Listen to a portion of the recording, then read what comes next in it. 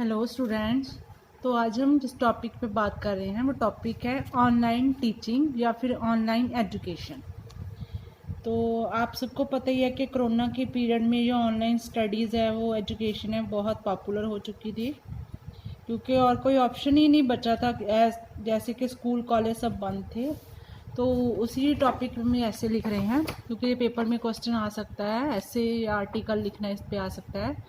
तो चलिए हम शुरू करते हैं। We all know in coronavirus or COVID-19, the studies of student affect so much. हम सभी जानते हैं कि कोरोना वायरस के पीरियड में जो स्टूडेंट्स की स्टडीज़ है वो अफेक्ट हुई है so much because the school colleges were closed for long time. ये नहीं है कि थोड़े पीरियड के लिए, बहुत काफ़ी लंबे समय तक स्कूल कॉलेज पूरा मतलब कंट्री पूरा वर्ल्ड ही बंद हो चुका था। तो स्कूल कॉलेज तो बंद होने ही थे। And to continue the studies is become difficult without teachers and schools, क्योंकि स्टूडेंट स्कूल नहीं जा सकते थे, टीचर्स घर पे नहीं आ सकते थे। तो बहुत मुश्किल हो चुका था कंटिन्यू करना स्टडीज़ को। But in this time online teaching became very popular. Online teaching थी जो फ़ोन्स पे बच्चों को पढ़ाना है, ये पॉपुलर हो चुका था।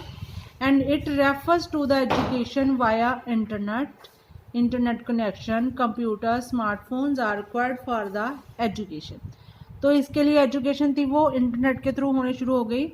इंटरनेट कनेक्शन चाहिए था, इसके लिए कंप्यूटर्स चाहिए थी या फिर smartphones are required for this education. इस टाइप की एजुकेशन के लिए ये सारी चीज़ें ज़रूरत होने लगी इनकी। Online education is can with audio, video, text, images, animation also.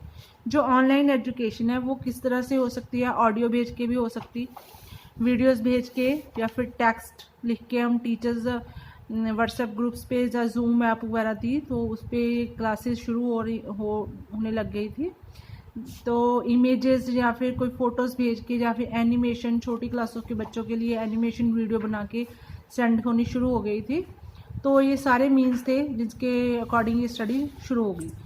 This education is very easy and convenient for all. तो ये एजुकेशन थी सबके लिए इजी हो गई, कन्वीनियंट हो गई।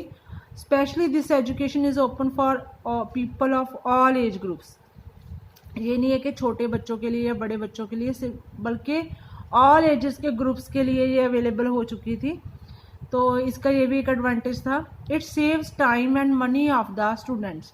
इससे क्या था, जो बच्चे थे दूर जाते थे वैन्स वगैरह में, तो वहाँ पे टाइम भी बचता था, घर बैठे बैठे ही बच्चे पढ़ते थे और मनी भी, पैसे भी बचते थे।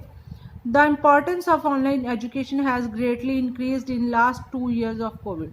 तो इसकी जो इम्पॉर्टेंस है वो पहले भी थी, लेकिन कोरोना के 2 साल जो पहले, इससे पहले निकल के चुके हैं। अब 2022 चल रहा है, 20 चल रहा है, तो ये 2020 में ऑनलाइन एजुकेशन शुरू हो चुकी थी, इसलिए ये 2 साल से सक्सेसफुली चल रही है।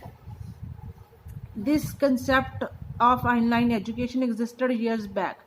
तो ऑनलाइन एजुकेशन उससे पहले भी काफ़ी सालों से चल रही है। In the last we can say it can be proved harmful for students, like it caused eye problem. इसके कुछ हार्मफुल इफेक्ट्स भी हुए बच्चों पे, क्योंकि सारा दिन आँखों का मतलब जो ब्राइटनेस थी फ़ोन्स वगैरह की, तो वो आँखों पे पड़ती है, उससे आईज़ की प्रॉब्लम, आई साइट वीक होने की प्रॉब्लम शुरू हो चुकी है।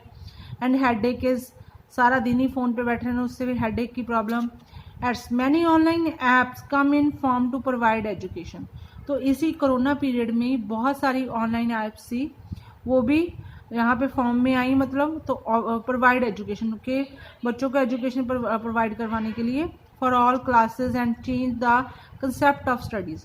तो इन ऑनलाइन जो ऐप्स थी इन्होंने तो कंसेप्ट ही चेंज कर दिया स्टडीज़ का, क्योंकि मीन्स अलग हो गए या फिर उसके जो पढ़ाने का ढंग था वो अलग हो चुका था।